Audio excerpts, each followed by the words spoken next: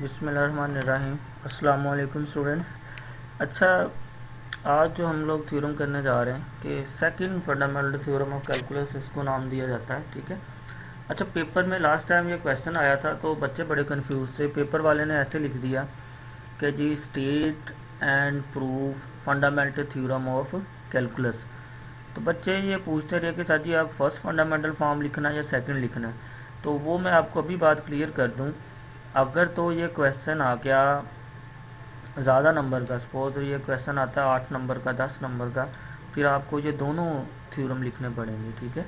तो अगर कोई सिर्फ इतना कह देता कि theorem of calculus, fundamental theorem of calculus करो, तो आपने कोशिश करनी है कि फिर आप इन दोनों में से जौन सा मर्जी लिख देना, वो ठीक हो जाएगा। ठीक है।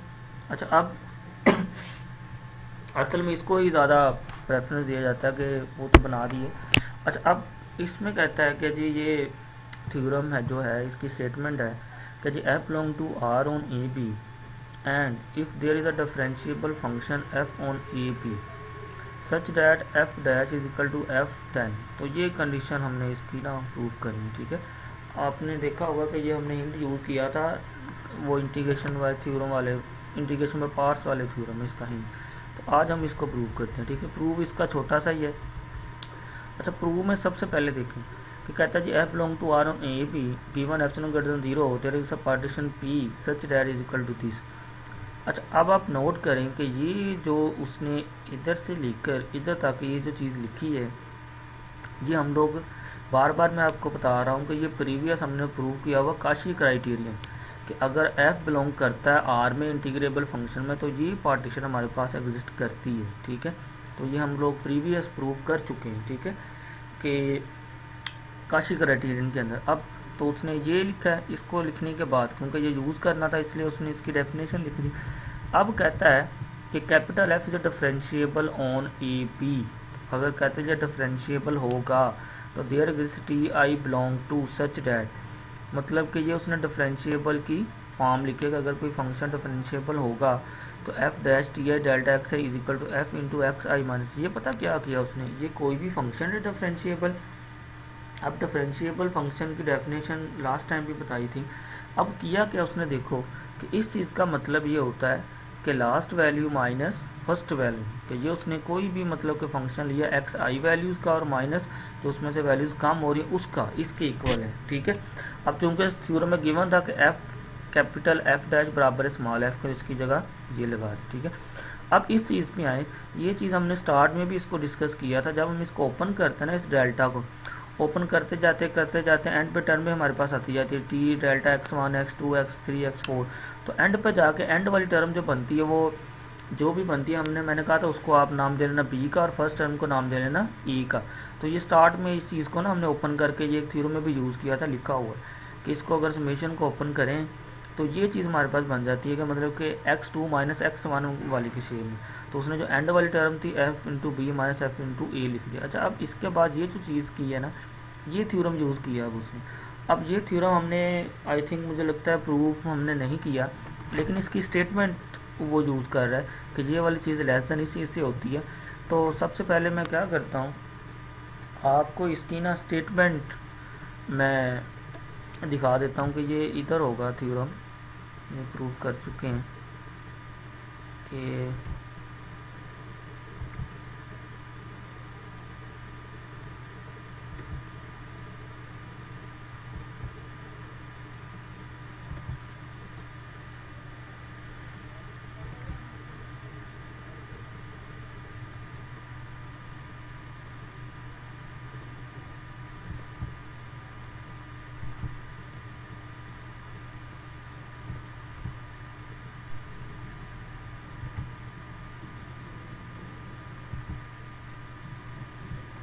ये आई थिंक पेज नंबर 6 के ऊपर है ये वाला थ्योरम ना, तो इसको उसने हिंट यूज़ किया है उसका। ये आई थी, ये देखें कि ये वाला थ्योरम उसने प्रूव किया उसने कि इसके अकॉर्डिंग उसने ये सारे रिजल्ट लिखे। देखें कि अगर ये upper minus lower for some p है तो then it hold for every refinement of p, तो होल्ड फॉर आर्बिट्री पॉइंट्स, तो ये चीज़ होल्ड करेगी। देखो पहले ये रिजल्ट, फिर ये उसने यूज़ किया। देखो कि summation f t minus e to b f t alpha मार लेस देन एफ। ये वाले थ्योरम का उसने ये रिजल्ट यूज़ किया है। क्यों यूज़ किया? कि ये इस थ्योरम में इधर प्रूव कर चुका है, ठीक है। तो अभी चूंकि हमने इसको प्रूव नहीं किया तो प्रूफ तो इसको छोड़ो, लेकिन फ़िलहाल अभी आप सिर्फ आपकी इसकी स्टेटमेंट आपने ये नोट करनी है, ताकि आपको पता हो कि वो जो हिंट वो जो उसने वो यूज़ किया है वो कैसे यूज़ किया है। क्योंकि थ्योरम का मकसद यही होता है कि थ्योरम की डेफिनेशन यही होती है कि थ्योरम को हम लोग एक दफ़ा प्रूव कर देते हैं, फिर नेक्स्ट क्या करते हैं कि जब कोई भी कुछ और काम करते हैं तो उसमें उसका सिर्फ हिंट दे दिया जाता है। क्यों? क्योंकि वो प्रूव ऑलरेडी हो चुका होता है। तो ये इधर ये प्रूव हो चुका है, तो इसके अकॉर्डिंग उसने नेक्स्ट वाला रिजल्ट लिखा है। अब आप देखें एंड पे जो हम लोग कर रहे थे थ्योरम इधर, ठीक है।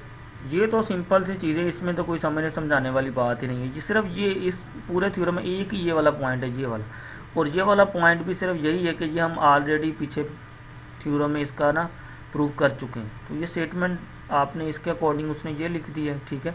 अब चूँकि ये वाली चीज़ आपको पता है, summation is equal to this, ये किसके equal F into B minus F into A के, तो इस ये समेशन इस सारी की जगह हमने ये लिख दिया और ये बन गया। अब समेशन कोई भी आर्बिट्री है, अगर आर्बिट्री है तो हम इसको फिर ऐसे लिख सकते हैं, और यही हमारा प्रूफ, छोटा सा ये प्रूफ था, ये हमारा प्रूफ हो गया, ठीक है। 2 नंबर का भी आ सकता है, उसमें सिर्फ ये स्टेटमेंट भी दे सकता है अकेली ये वाली, कि सिर्फ ये स्टेटमेंट दे के आपको बोल सकता है कि जिसको प्रूफ करें, ठीक है। तो आपने इसको प्रूफ कर लें, ठीक है। अब एक छोटी सी एग्जांपल कर लेते हैं हम लोग इसकी। अच्छा, एग्जांपल के लिए आपने देखना है इस चीज़ को। अब कहता है कि जी शो दैट द फंक्शन, ये दिया हुआ कहता है जी इज़ नॉट इंटीग्रेबल ऑन 0 1। अच्छा, अब पहले तो आपको पता होना चाहिए कि फंक्शन इंटीग्रेबल कब होगा। तो उसके लिए हमने स्टार्ट में डेफिनेशन की थी कि फंक्शन इंटीग्रेबल की डेफिनेशन के कब के इंटीग्रेबल होता है। देखिए मैं इसको आपको दिखा देता हूँ स्टार्ट में।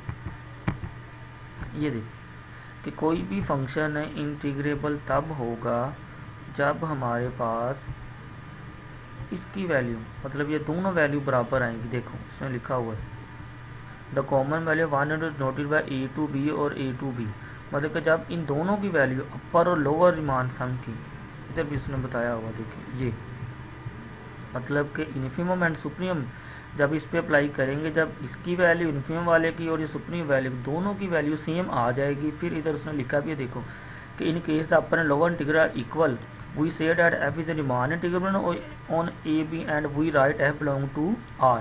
मतलब कि इंटीग्रेबल कब होगा, कब यह f फंक्शन R में बिलोंग कर जाएगा, जब ये सुप्रीमम की वैल्यू ये वाली और इन्फिमम की वैल्यू दोनों की क्या होगी, सेम होगी, ठीक है। ये तो थी डेफिनेशन। अब हम एग्जाम्पल की तरफ जाते हैं। एग्जाम्पल में हमने यही शो करवाना है सिर्फ कि हमने इस सुप्रीमम की वैल्यू इसको फाइंड कर लेना और इसकी वैल्यू इन्फिमम को फाइंड कर लेना। अगर तो इन दोनों की वैल्यू सेम आ गई तो इसका मतलब इंटीग्रेबल होगा, अगर नहीं आई तो इसका मतलब इंटीग्रेबल फंक्शन नहीं होगा। चूँकि उस एग्जाम्पल में उसने बोल दिया है कि शो ही यही करवा के नॉट इंटीग्रेबल है, तो इसका मतलब वो इंटीग्रेबल नहीं होगा, लाजमी सी बात है। अच्छा, अब इसमें देखो उसने क्या किया। सबसे पहले पार्टीशन उसने गिवन दी हुई थी, पार्टीशन है जो 0 1 एम की आपको पता है किसको शो करता है, इन्फिमम को, कैपिटल एम किसको शो करता है, सुप्रीमम को, ठीक है।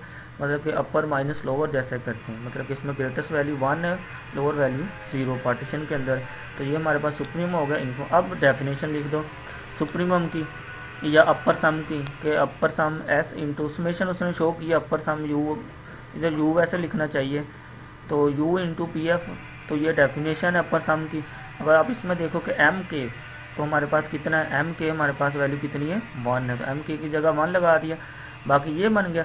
अब डेल्टा एक्स के का मतलब पता क्या है कि इसमें चेंज, इस वैल्यू में चेंज कैसे करते हैं हम लोग, x2 माइनस x1, तो x2 हमारे पास 1 है, ये x2 0 है, तो x2 माइनस x1 किया तो 1 माइनस 0 कितना आ गया, 1 आ गया। अब आ जाओ लोअर पे, तो लोअर एम के की वैल्यू 0 है, तो ये सारा ही 0 हो गया। अब इस पर सुपरइन्फिमम की फॉर्म में उसने लिख दिया। देखो कि आपने नोट किया कि ये जो अपर सम को सोल्व किया है इसका आंसर कितना आया 1, लोअर सम को सोल्व किया आंसर कितना आया 0, इसका मतलब दोनों की वैल्यू बराबर नहीं है, इसका मतलब इंटीग्रेबल नहीं होगा, ठीक है। ये छोटी सी एग्जांपल है, इसको आप देखना, बाकी इंशाल्लाह हम लोग कल को एग्जांपल करेंगे, ठीक है। इसमें मैं आपको बार बार ये कहता हूँ कि जो भी टर्म यूज़ होती है रियल का, प्योर सब्जेक्ट का ये असूल होता है कि जो भी आप प्योर सब्जेक्ट पढ़ते हो, प्योर सब्जेक्ट के लिए आपको डेफिनेशनें क्लियर होनी चाहिए, पिछले प्रीवियस थ्योरम आने चाहिए, फिर ही आपको नेक्स्ट समझ आनी है, वरना प्योर की कुछ भी समझ नहीं आनी। आप में से कुछ स्टूडेंट ऐसे हैं जिसको प्रीवियस कुछ पता ही नहीं है, कोई स्टेटमेंट का ही नहीं पता, कि प्रूफ का ही नहीं पता, तो उनको मैं गारंटी से कहता हूँ कि उनको ये कभी भी समझ नहीं आना।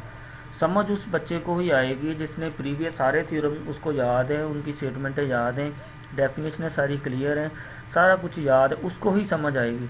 मैं आपको बार बार कहता हूँ कि स्टूडेंट क्या करते हैं कि ना वो प्रीवियस देखते हैं, ना डेफिनेशन माइंड में रखते हैं, जब कोई टीचर काम करवाता है फिर कहते हैं जी टीचर की समझ ही नहीं आ रही। तो इसमें वो सारा इल्ज़ाम फिर टीचर पे लगता है कि जी टीचर की समझ नहीं आ रही। हालांकि अगर आप अपना काम तो आपने 0% भी नहीं किया। इसलिए मैं क्लास में भी ये बार बार कहता हूँ कि अभी भी बार बार ये बोल रहा हूँ कि आप प्रीवियस जितने भी थ्योरम है उनकी स्टेटमेंट्स आप देखो। अब ये एग्जांपल मैंने की है, इसमें क्या किया मैंने, देखो स्टार्ट वाली डेफिनेशन स्टार्ट हो रही। अब जिस बंदे को वो स्टार्ट वाली डेफिनेशन ही नहीं क्लियर होगी तो उसको ये एग्जांपल कैसे समझ आ गया, मुझे खुद बताओ। तो इसलिए मैं बार बार कहता हूँ कि प्रीवियस आप सारा काम याद रखा करें माइंड में, थ्योरम आपके माइंड में हो, फिर आपको इंशाल्लाह कोई मसला नहीं होगा। ठीक है, कोशिश किया करें आप, इसको एफर्ट किया करें माइंड में, इसको याद रखा करें रिजल्ट्स को सारों को। ठीक है, तो बाकी इंशाल्लाह हम लोग कल डिस्कस करेंगे। ठीक है, ओके, अल्लाह हाफिज़।